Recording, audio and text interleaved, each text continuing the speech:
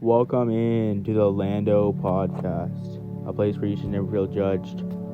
Hi, my name is Landon. I'm 16 years old, and at a very young age, I was taken into the care of CPS in Canada, Ontario. Alright, let's jump straight into this. Let's talk about me and my personal experience with CPS. At about 3 years old, I was taken into the care of the Children's Aid Society of Toronto. From there, they had tried to put me in multiple different placements in Toronto, Ontario, and from there they had moved me to a place in Halton where I was transferred over to Halton's Children's Aid Society, who have ruined my life completely. 24 different foster homes, 4 different group homes, and 7 different CAS workers. Those are indeed all the facts. On multiple different occasions in these foster homes and group homes, especially the group homes, they would kick me out, call me names. They would do horrible stuff to me, verbally and one of the times physically. They had placed me in a place in Hamilton, Ontario, and I had been seriously trying to get help from the Hamilton Police Service, but they just didn't believe me. I had went through a lot of things there, and from now on, I kind of keep my mouth shut because everything I say and do and can and will be used against me in the court of law is what they pretty much say to me. They arrest me for false stuff.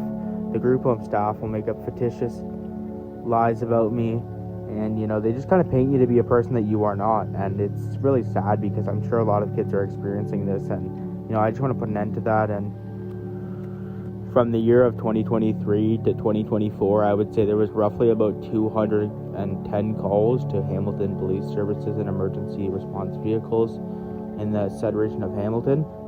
For me, Landon, I would say that these staff would make up some pretty horrible lies about me, saying that I would hit them, punch them, all this stuff, and I'm not really a violent guy at all. I will protect myself if need. They will make up lies because there's no cameras in these facilities. They are supposed to mandatorily have cameras in these facilities, but yet do not.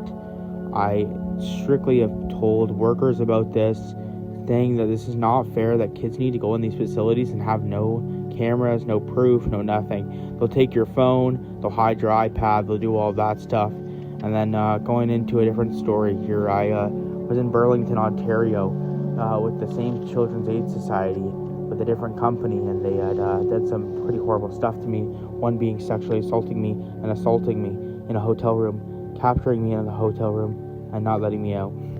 I had met with detectives from the Halton Regional Police Service to discuss this particular case, and I had spoke to them and I told them the honest truth, and now because they're not doing anything about it, I believe that this is time to release this stuff to the media. I believe that this is quite a interesting case, and that I think that people don't understand that these CAS workers will get away with quite anything, and especially the staff that they hire to work with you. They think that they are top shit and that they can do anything to you, and that is not the truth. And if you are getting hurt, abused, sexually assaulted, verbally abused, you should reach out for help, because no matter what, you matter. Now let's jump into the incident of the sexual assault and assault that occurred on the same day. Now in winter of 2022 or 2023, I can't exactly remember what winter it was. I believe it was 2023 winter. I had been fighting over a cup with a staff member named Larry, and from there Larry had grabbed the cup and was fighting with me over the cup. It was a hot mug of coffee, I believe, and from there he had decided that he was going to put the cup down, spill it all over the ground pretty much, and as we were fighting over it, it kind of spilt, went out of his hands, and from there he had went and put me to the ground, tripped me, put me to the ground, and then from there had decided that he was going to punch me in the back of the head and call me different names. He probably blew about 3 or 4 punches to the back of my head, close to the top part of your head. I had a goosebump on my head from that. After that, he had been telling me that my mom was my girlfriend because I was going to give this girl flowers that I had really liked. From there, he had told me that he was going to give me a knife to go and harm myself further. I had been diagnosed with depression, anxiety, PTSD, and ADHD, and suicidal ideations that come with the depression. So from there, I had told him that he is going to really pay his consequences in this circumstances because of what he had done to me. He then went over to my bed, pinned me on the bed, and grabbed my genitalia, where he had squeezed and made me scream in pain. I believe that this case is something that I need to get off my chest, and not anyone particular that is going to help me, but this just needs to be out in the public, because this is quite it's quite a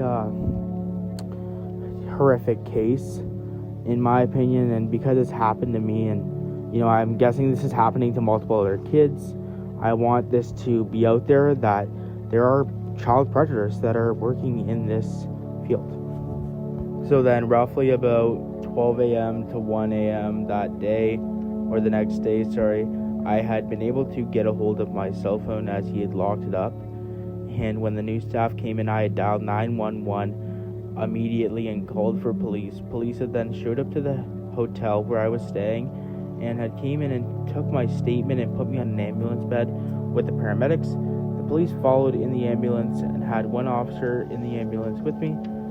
They were taking video and audio recordings, one being body cam, I believe, and the other being the ambulance audio recording. So after this event of stuff, they had tested me for sexual assault at the hospital, Joseph Brant Hospital in Burlington, Ontario. From there, they had brought me down to McMaster after they told me that I had to go back with this same company. Halton Regional Police sent me back, or tried to send me back with this same company. I had put my foot down and refused. From there, when Halton Regional Police had told me that I had to leave the hospital, I had refused. I said, this is a public area and I need medical treatment. From there, they had told me that they can't do anything further at this time for me and for the hospital, so they had left. In the morning, I had been approached by a CAS worker at the Halton Children's Aid Society, where he had taken me to McMaster Hospital to be further examined by a psychiatrist and a psychologist to talk to me. From there, they had a medical doctor come in and check on me. I had been admitted to a mental health hospital because I had apparently lied.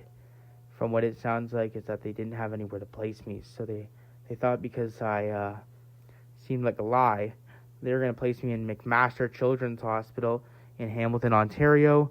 And from there, I had been moved to a place in Burlington, actually the same hotel, same room with a different company.